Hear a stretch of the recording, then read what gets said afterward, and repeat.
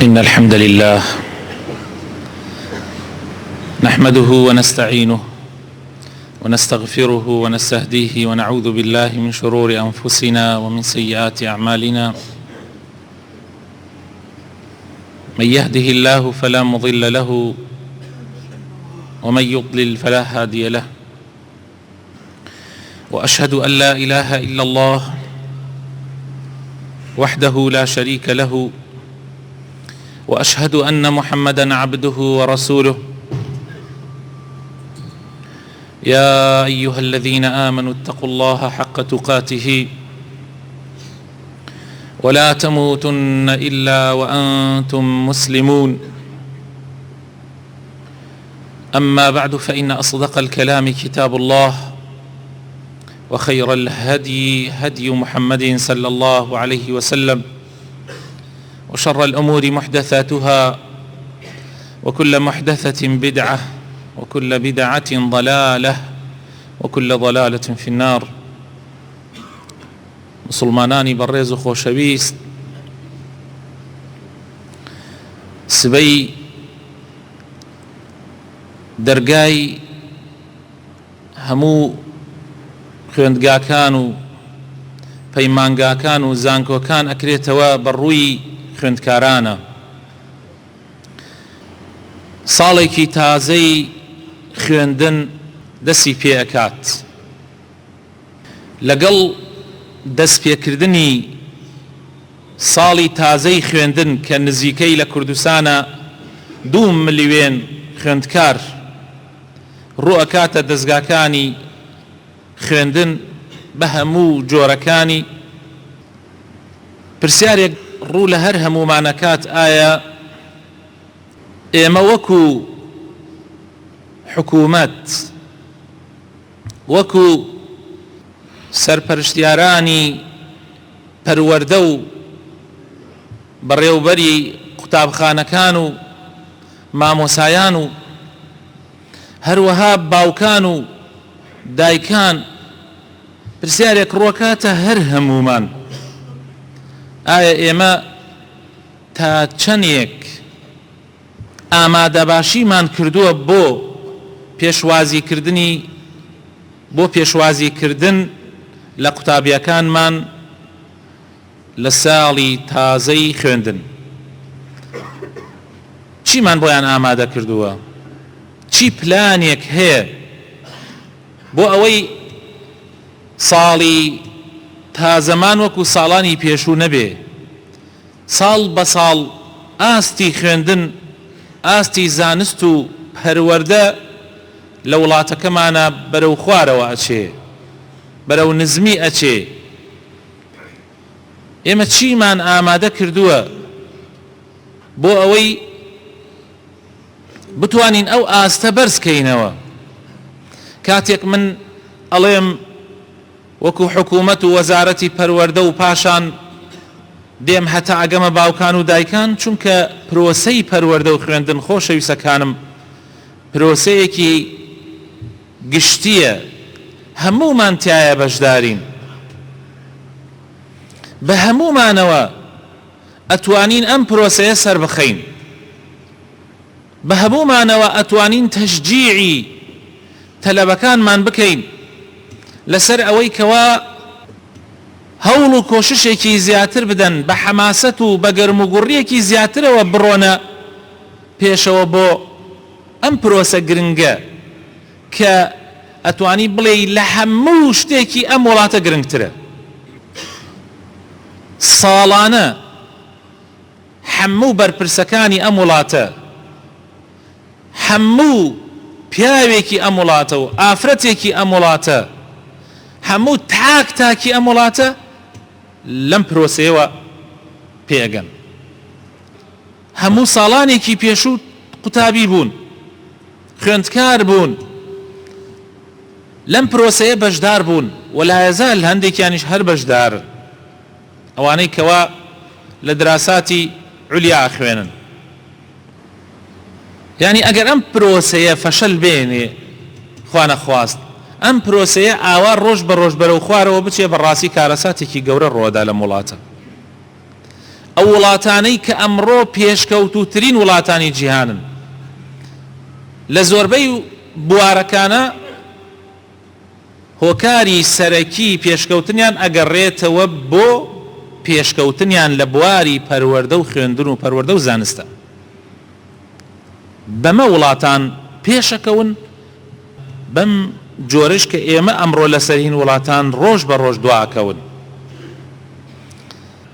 بۆیە کەم تەرخەمی کردنی هەر جیهەتێک ئیتر وەکو وتم حکوومەت یا سەرپەرشتیارانی بەڕێوەبەرایەتیەکانی پەروەردە، هەروەها بەڕێوەبەرایەتی قوتابخانەکان، هەروەها مامۆسایان، هەروەها ئێمەی باوکان و دایکان و هەموو ئەوانەشی کە کاریگەریان هەیە، بۆ نمونە دەستگاکانی ڕاگەیاندن، بۆ نمونە مامۆسایی مزگەوتەکان، هەر یەکێک لەمانە لەو بوارە کەم تەرخەمی بکە وەڵڵاهی خیانەت، وەڵڵاهی خیانەت لەم نیشتیمانە ئەکا، خیانەت لە دینی ئەم ملەتە ئەکا.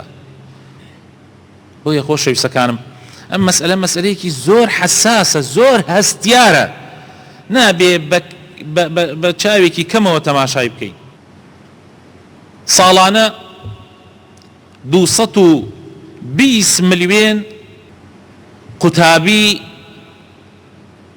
بنەڕەتی لە چین پێشوازیان لێ ئەکرێ و دەست بە خوێندنی ساڵی تازە ئەکرێ.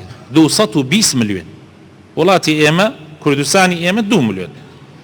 ئەم 220 ملیۆنە بەس لە بنەڕەتی، یعنی لە ئیبتیدایی و لە متەوەستەوە کە جاران وای پێوترا، یعنی تا نۆی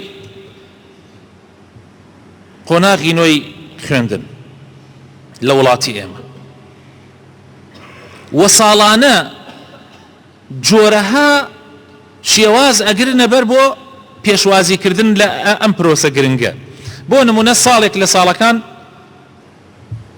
لە سەعاتی 9 تا 40 دقە بەرنامەیەکی تەلەڤیزۆنی هەموو تەلەڤیزۆنەکانی چین لێ ئەدرێ، هەمووان ئەیبینن. تایە کەسایەتیە جۆرا و جۆرە بەناوبانگەکانی سین، ئەوانەی کەوا بەڕاستی سەرکەوتوو بوون لە بوارەکانی خۆیانە، هەموویان دێن لیقایان لەگەڵا ئەکرێ و هەر یەکێ ژیاننامەی خۆی باسەکات بە تایبەتی لە بواری خوێندنە و چۆن سەرکەوتووە تایە بۆ ئەوەی تەلەبەکان بیبینن و ژیانی خۆیان لەسەر ئەو ڕێڕە و شێوازەیە دابڕێژن.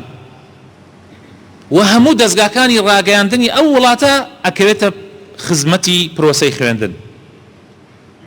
و پاش ئەوەش کە بەرنامەکە کۆتایی پێدێ کە سعاتێک و 40 دقە ئەخایەنێ، ئەمجا قوتابیەکان لە قوتابخانەکانە مامۆسایان گوێیان لێ ئەگرن، هەر یەکێک و خەونی خۆی باسەکە. هەر تەلەبەیەک تۆ ئەتەوێ حەز لە چی ئەەکەی، حەزەکەی چۆن بی، حەزەکەی چی بی، ئیتر هەر یەکێک و بەو شێوازەیە پێشوازی لە ساڵی نوێی خوێندنەکەن. چی دینێک هەیە ئەوەنەی ئاینی ئیسلام، چی نظام و بەرنامەیەک هەیە لە دنیای ئەوەنەی ئاینی ئیسلام تەشجیعی خەڵک بکات لەسەر خوێندن، لەسەر زانست، لەسەر پەروەردە. چی دینێک هەیە؟ خۆشەویستەکانم ئێمە یەکەم وشە لە قورئان دابەزی بۆ پێغەمبەرەکەمان صلی الله عليه وسلم. خوای تعالی فەرمان بە پێغەمبەرەکەمانەکە بخوێنە، اقرأ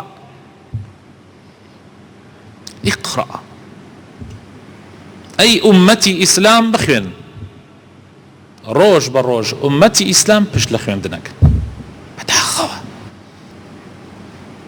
خوای تعالی سوێن بە قەڵەم ئەخوا، خوای تعالی سوێن بە خامە و پێنووس ئەخوا لەبەر گرنگی، چونکە بەوە ملەتان پێشەکەون، بەوە ملەتان لە ژێردەستەیی ڕزگاریانە بێ، بەو قەڵەمە کە خوای تعالی سوێنی پێخوا نون والقەلەمی وما یەسطڕون فکر و عەقڵەکان ڕۆشن ئەبنەوە، خەڵکەکان ژیر ئەبن، قبوڵی ژێردەستەیی ناکەن، ژیانێکی تازە بۆ خۆیان دائەڕێژن، ژیانێک کە لەسەر پلان و نەخشەدا ڕێژرابێ، گورجوگۆڵی و هیممەتە بەرزی زیادەکا لە ناو ئومەتی ئیسلامە. پێغەمبەری خۆشەویستمان ئەفەرمێ صلی الله عليه وسلم طلب العلم فريضة على كل مسلم. گەڕان بە دوای زانستا فەرزە لەسەر هەموو مسلمانێ، فەرزە لەسەر هەموو مسلمانێ، هەموو مسلمانێ فەرزە لەسەری کەوا بخوێنێ. خوای تعالی لە قورئانی پیرۆزە ئەفەرمێ قل هل يستوي الذين يعلمون والذين لا يعلمون. ئایا قەت ئەو کەسانەی کە زانان و کە شارەزان وەکو کەسانێک وانە کە نەزان و نەشارەزان، وەڵڵاهی فەرقیان وەکو کوێر و چاوساغ وایە، فەرقیان وەکو نابینا و بینا وایە. ئەو کەسەی کە نەخوێنەوار بێ، ئەو کەسەی کە بە دوای خوێندنە نەڕوا وەکو کوێر وایە، وەکو کەسێکی نابینا وایە. بەڵام ئەوەی کە خوێنەوار بێ و بە دوای علم و زانستا بڕا وەکو چاوساغێک وایە. پێشینانی ئێمە، پیاوچاکانی ئێمە هەر ئاوا تێگەیشت بوون. بۆیە باو باپیرانمان کاتێک باسییانەکەیان کوڕم ئێمە کوێرین، یعنی ئێمە نەخوێنەوارین، خۆ چاویشی 6/6 بوو، بەس ئەویت ئێمە کوێرین. يرفع الله الذين آمنوا منكم والذين أوتوا العلم درجات. خوای تعالی ئەو کەسانە بەخوا لە دنیایشان نەک بەس تەنها لە قیامەت، وەڵڵاهی لە دنیاشە ئەوانەی کەوا ئیمانە هێنن و خاوەن علمن و بە دوای علم و زانستە ئەگەڕێن، خوای تعالی چەند پلەیەک بەرزیانەکاتەوە بەسەر کەسانێکە کە نەخوێنەوار و نەزانن. هەر کەسی ڕێگایەک بگرێتە بەر بگەڕێ بە دوای زانستا و ڕێگایەک بگرێتە بەر بۆ ئەو ڕێگایە، ئەو ڕێگایە پێغەمبەر ئەفەرمێ صلی الله عليه وسلم سەری لە بەهەشتەوە دەرەکە. یعنی ئێمە پێویستە خۆشەویستەکانم مامۆسایانی ئاینی، خەڵکانێکی ڕۆشنبیر، بانگخوازان، مامۆسایانی قوتابخانەکان پێشوازی سبەی بەم شێوازانە لە تەلەبە بکەن. ئەبێ ئەو تەلەبە و قوتابیانە کە ئەچن بۆ قوتابخانەکان گەرمەگوڕیەکی بخرێتە لاشەیانەوە، بخرێتە گیانیانەوە، ڕوحیان زیندوو بکرێتەوە و تێبگەیەندێن کە مەسیر و دوار ڕۆژی ئەم وڵاتە لەسەر ئەوان ڕاوەستاوە. سبەی ئەوانە ئەبن بە سەرۆکی ئەم وڵاتە، ئەبن بە وەزیری ئەم وڵاتە، ئەبن بە دکتۆرەکان، ئەبن بە مهندسەکان، ئەبن بە مامۆسایان، ئەبن بە هەموو چینەکانی ئەم وڵاتە لە ئەوانەوە پێگات. دەی فەرموو ئەگەر ئەوانە هەر لە ئیسەوە دۆڕاو بن، هەر لە ئیسەوە نەخشە و پلانیان نەبێ بۆ ژیانی خۆیان، هەر لە ئیسەوە لەسەر گەندەڵی و قۆپێ و چی ژیانی خۆیان بیناکەن، سبەی سەرۆکێکی گەندەڵ دروسە بێ بۆم وڵاتە، وەزیرێلێک دروست ئەبن، مەسلحەت و بەرژەوەندی خۆیان ئەدەن بەسەر هەموو شتێکە. سبەی دکتۆرێلێک دروست ئەبن، هەمویان قۆڵ بڕ ئەبن. سبەی ئەندازار و مهندسانێک دروست ئەبن، بەس گرنگ لایەن ئەوەیە کە چەرێک بڕاتە گیرفانیانەوە، ئیتر هەر شتێک دروستەکەن، هەروەکو ئەو جەعدانە دروستەکەن کەوا هەمووی مانگێک بەسەرێت تێپەڕ نابێ، هەمووی ئەبێ بە جۆگە. بینایەکان هەمووی بە خراپترین شێواز دروستەکرێ و هەروەها بگرە حەتا دێتە پلەکانی خوارەوەش. تەنانەت کرێکارێکی فێڵباز دروستە بێ، تەنانەت دوکاندارێکی فێڵباز دروستە بێ، هەموو شتەکان ئیتر ئەبێ بە کەسانی خراپ ڕۆنە ئەو شوێنانە. ئەمە هەمووی لە قوتابخانەکانەوە. بۆیە بەڕاستی پرۆسەی خوێندن زۆر گرنگە، زۆر گرنگە و ئەبێ خیانەت لە ئەم پرۆسەیە نەکرێ، ئەبێ خیانەت لە ئەم پرۆسەیە نەکرێ. ئەگەر ئێمە خۆمان خراپ بووین، زروفی ئێمە زروفێکی خراپ بوو، مامۆسایان، بەرپرسەکان، دەیبا ئێمە نێڵین مناڵەکانمان وەکو خۆمان بن، با نێڵین دوا ڕۆژی ئەم وڵاتە وەکو ئێستا بێ کە ئێستا لە ناویان ئێمە هیچ نین، واللهی سفری دوای فاریزەی هیچ نین. نازانم باسی چیتان بۆ بکەم، باسی چی سەروەریەک لە وڵاتە، چی پێشکەوتنێک لە وڵاتە، ئێمە هیچ نین.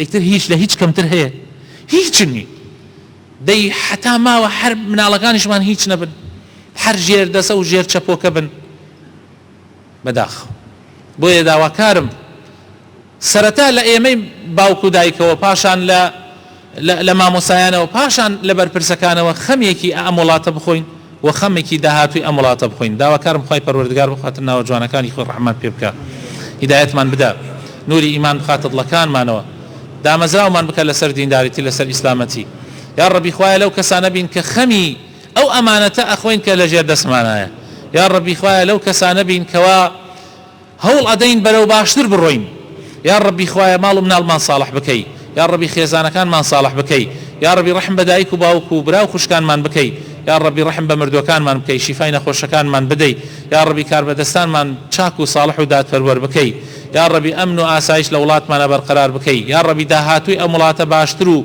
گەشاوەتر بێ لەمەی کە ئێستا تایەتی یا ڕەبی خوایە بخاتە ناوە جوانەکانی خۆت بخاتر ئیسمی عەظەمی خۆت خۆشی و تەبایی و برایەتی بخەیتە نێوان هەموو ڕیزەکانی ئەم وڵاتەوە ئامین ئامین برایانی مسلمان باوکان و دایکان نیوەی ئەتوانم بڵێم پرۆسەی خوێندن بە ئێوە سەرکەوتووە بێ ڕاستە لە ڕۆژێکە 4 سەعات یان زیاتر لە 4 سەعات مناڵەکانمان لە قوتابخانان لە هەفتەیەکە حەسابی بۆ بکە بزانم ئەکات چەنێ لە مانگێکە ئەکات چەنێ لە ساڵێکە ئەکات چەنێ زۆرە بەڵام زیاتر لەوە مناڵەکانمان لە ماڵان مناڵەکانمان لە ماڵان و لەبەر چاوی خۆمانان ئەبێ ئاگامان لیان بێ ئەبێ ئاگامان لە مناڵەکانمان بێ زۆر تەشجیعان بکەین تەنها ئەوە حەساو نییە تۆ کەلوپەلی تازە و